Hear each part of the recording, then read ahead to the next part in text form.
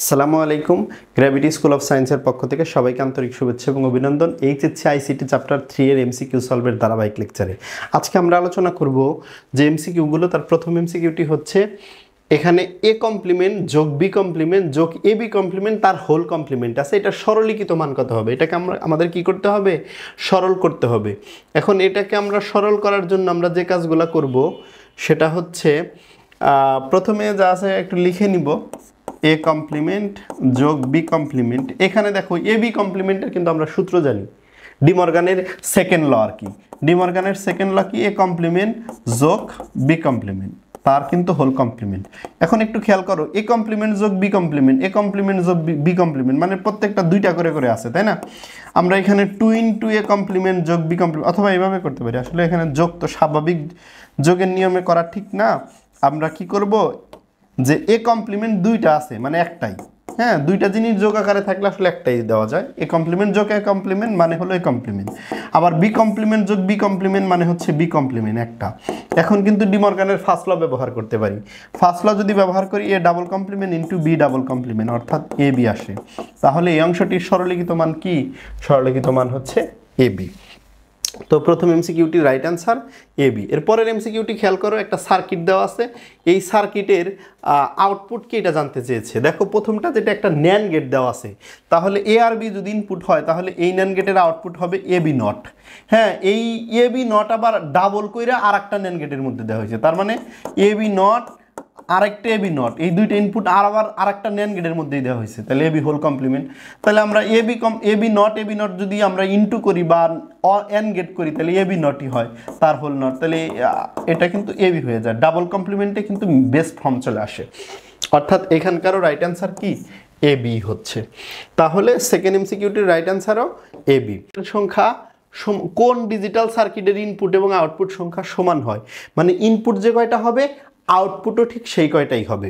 দেখো I think এটা half Eder হবে, কারণ হাফ অ্যাডারের ক্ষেত্রে আমরা জানি একটা হাফ অ্যাডারের ক্ষেত্রে এটা যদি একটা হাফ অ্যাডার হয়ে থাকে তাহলে এই হাফ অ্যাডারে কিন্তু দুইটা ইনপুট থাকে এ আর বি, আর এই দুইটা ইনপুটের রেসপেক্টে আউটপুটও কিন্তু দুইটাই হয়, একটা সাম হয় একটা ক্যারি হয়। বুঝতে পেরেছো? তাছাড়া কিন্তু অন্যটার ক্ষেত্রে হবে না। ফুল অ্যাডারের ক্ষেত্রে কি হয়? ফুল অ্যাডারের ক্ষেত্রে হচ্ছে তিনটা বাইনারি বিট যোগ করে যোগফল এবং ক্যারি দেয়, তার মানে ফুল অ্যাডারে ইনপুট তিনটা আউটপুট দুইটা, ইনপুট আউটপুট সমান না। হাফ অ্যাডারে ইনপুট দুইটা আউটপুট দুইটা, এই যে এ আর বি ইনপুট ক্যারিয়ার এটা আউটপুট, সাম আর ক্যারি আউটপুট। আর এন কোডারের ক্ষেত্রে 8টা ইনপুট দিলে 3টা আউটপুট পাওয়া যায়, যদি 16টা ইনপুট দিয়ে 4টা আউটপুট পাওয়া যায়। এইগুলো কাউন্টারের ক্ষেত্রেও ভিন্ন রকম রয়েছে। তাহলে এখানকার রাইট অ্যান্সার কি? Half adder. প্রথম এই থার্ড এমসিকিউটির রাইট অ্যান্সার হাফ অ্যাডার। লক্ষ্য করো এরপরের প্রশ্নটি, নিচের কোনটি অ্যাসিনক্রোনাস কাউন্টার? এখানে কয় প্রকার কাউন্টার বা দেওয়া আছে? রিং কাউন্টার, মোট 10 কাউন্টার, রিপল কাউন্টার, সবগুলো। এখানে কিন্তু রিপল কাউন্টারটা হচ্ছে অ্যাসিনক্রোনাস কাউন্টার।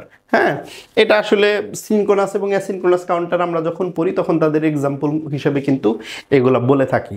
অতএব এগুলা মুখস্থ বিষয়, আমরা মনে রাখলেই পারবো। একটু ডিটেলসে পড়তে গেলে এটার ডেফিনেশন এবং এটার স্ট্রাকচার আছে, রিপল কাউন্টার বা অ্যাসিনক্রোনাস সিনক্রোনাস কাউন্টার কোনগুলো এবং কিভাবে তৈরি করা হয় সেগুলা কিন্তু অনেক বিস্তারিত আলোচনার বিষয়। তাহলে আমরা এই মুহূর্তে যেটা জানলাম সেটা হলো অ্যাসিনক্রোনাস কাউন্টার, যেটা সেটা হচ্ছে রিপল কাউন্টার। এরপরের প্রশ্ন, যে সিকোয়েন্স সার্কিট ইনপুট পালসের সংখ্যা গণনা করতে পারে তাকে কি বলে? এটা বলছে ইনপুট পালসের সংখ্যা গণনা করতে পারবে এবং ইনপুট পালসের রেসপেক্টে এটার আউটপুট প্রদান করবে, সেটা হচ্ছে মূলত কাউন্টার বলা হয়। যেমন ডিজিটাল ঘড়ি যেগুলা, সেগুলোর ভিতরে কিন্তু আমরা কি এরকম কাউন্টার ব্যবহার করা হয়ে থাকে এবং সেগুলা পালস অ্যানালাইসিস করে গণনা করতে পারে। এরপরের প্রশ্ন, 4,8C অনুক্রমটির পরের মান কত? এখানে একটা অনুক্রম বা সিকোয়েন্স বা একটা ধারা দেওয়া আছে, এই ধারার পরের মানটা করো, এবং এটা অবশ্যই তোমরা লাস্টে সি দেওয়া আছে, এখান থেকে তোমরা বুঝতে পারো যে এটা হেক্সাডেসিমাল সংখ্যার একটা সিকোয়েন্স। তাহলে নর্মালি এখানে 4 করে বাড়ছে, 4, 8, এরপরের সংখ্যা হবে 12। তাহলে 12 মানে কিন্তু এখানে সি, এই যে সি দেওয়া আছে, তাহলে এরপরের সংখ্যা অ্যাজ ইউজুয়াল 16 হবে। আর 16 যদি হয়, 16 হলো ডেসিমালে, কিন্তু এখানে তো হেক্সাডেসিমালে বলতে হবে কারণ এই সিকোয়েন্সটা তো হেক্সাডেসিমালের।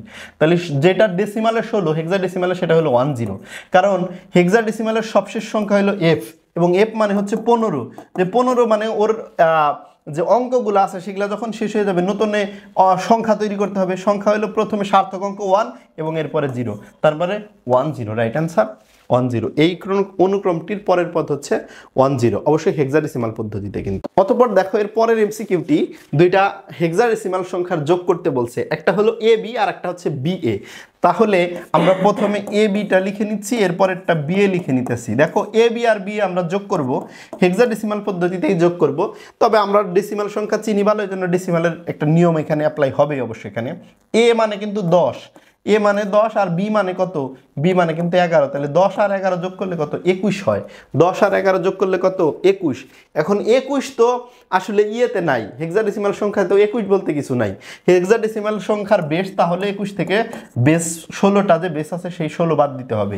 তাহলে 21 থেকে যদি 16 বাদ দেই থাকে কত, 5, তাহলে এখানে 5 বসবে। আবার দেখো আবারও এ আর বি যোগ হয়েছে, এ আর বি যোগ করলে আবারও 21 হয়, কিন্তু 21-এর সাথে আবার হাতের আবার 1 আছে, যদি হাতের 1 যদি যোগ করি তাহলে 22, তাহলে 22 থেকে 16 বাদ দিলে অবশিষ্ট থাকে 6, এরপরে হাতের 1 থাকে সেই একটা বসাই দিব। A B R B A যোগ করলে মূলত 165 হবে। 165 কিন্তু hexadecimal number, 165 hexadecimal number. Right answer গরু। দেখে নিচ্ছি এমসিকিউটির রাইট অ্যান্সার।